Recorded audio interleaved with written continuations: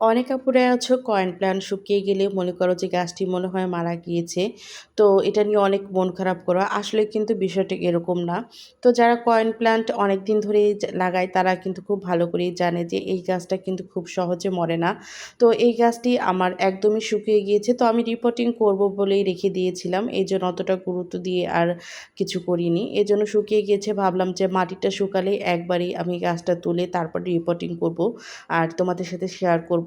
তো এই যে আজকের ভিডিওটি কিন্তু আমার এই কয়েন প্ল্যান্টের রিপোর্টিং নিয়েই। আর কয়েন প্ল্যান্টের জন্য কিভাবে মাটি তৈরি করি সেটাও কিন্তু ভিডিওতে দেখতে পারবে। তো আমি প্রথমেই কিন্তু গাছটিকে খুব সুন্দরভাবে ছেঁটে নিলাম। এরপরে আমি যে শিকড়গুলো আছে সেগুলোকে তুলে ফেলবো। আর একটা ব্যাপার কি যে একবার একটা কয়েন প্ল্যান্ট লাগানো গেলে তারপরে কিন্তু সেই গোড়া থেকে যে শিকড়গুলো আছে চাইলে অনেকগুলো টব ভরে ফেলানো যায়। কারণ একটুখানি মানে শিকড় দিয়ে কিন্তু অনেক অনেক চারা হয়। দেখতে পাবে যে এটা ওঠানোর পর কতগুলো মানে শিকড় হয়েছে। এই শিকড়টা কেটে কিন্তু মানে ৩-৪টা টবে রেখে দিলেই কিন্তু আবার নতুন করে টব ভরে কিন্তু এই কয়েন প্ল্যান্টগুলো হয়। আর এখানে আমি আগে যেটাতে গাছ লাগিয়েছিলাম সেই মাটিটাই কিন্তু মানে দিয়ে কিছুটা সার মানে ভার্মি কম্পোস্ট অথবা গোবর সার মিশিয়ে তারপরে কিন্তু মাটিটা তৈরি করে নেব। তো আমার কাছে গোবর সার নেই, আমি গোবর সার তেমন একটা ইউজ করি না। তো আমি সবসময় ভার্মি কম্পোস্ট ইউজ করি সব গাছে। তো এই তো আগের যে মাটিটা তার সাথে কিছুটা পরিমাণ ভার্মি কম্পোস্ট মিশিয়ে কিন্তু মাটিটা তৈরি করব। আর এই মাটিটা তৈরি করা কিন্তু অনেক অনেক সহজ। মাটিটা যাতে কাদা কাদা থাকে এই টাইপের মাটি কিন্তু কয়েন প্ল্যান্ট পছন্দ করে, পানি ধরে রাখে এই টাইপের মাটিটাই কিন্তু কয়েন প্ল্যান্টের জন্য উপযোগী। এই গাছটা যত কাদা কাদা থাকবে সবসময় পানি পানি দিয়ে ভরা থাকবে, মাটিটা ভিজা ভিজা থাকবে, এই গাছটা কিন্তু ততই সুন্দর গ্রোথ হবে।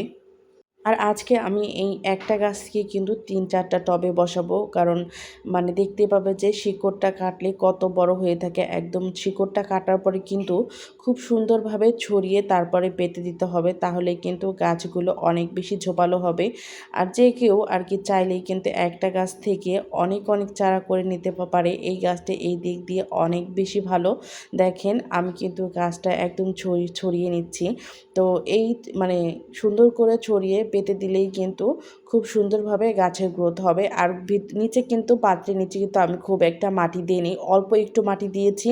আর উপরে সামান্য একটু মাটি ছিটিয়ে দেব। আর সবসময় কিন্তু পানি দিয়ে পাত্রটা ভরে রাখবো। তো এভাবেই করে আমি ৩-৪টা কিন্তু টবে গাছ লাগিয়ে নিয়েছি। এই গাছটিকে কিন্তু আর কোনো খাবারই দিতে হবে না, একদম এভাবেই রেখে তারপরে কিন্তু পানি দিয়ে দিয়ে কড়া রোদের ভিতর রেখে দিতে হবে। তো এভাবেই রাখার পরে মাঝে মাঝে কিন্তু কাটিং করে দিতে হবে, মানে ছেটে দিতে হবে। যতটা ছেটে দেওয়া যায় ততই কিন্তু খুব ভালোভাবে এটা ঝোপালো হয়। তো ৩-৪ বার একবারে ছেটে দেওয়ার পরেই কিন্তু গাছের আসল সৌন্দর্যটা বৃদ্ধি পায়। তো এভাবেই কিন্তু কয়েন প্ল্যান্টকে রিপোর্টিং করে দিতে হয়। তো এটা একদমই ঝামেলার কাজ নয়। তো আজকের ভিডিওটি এ পর্যন্তই।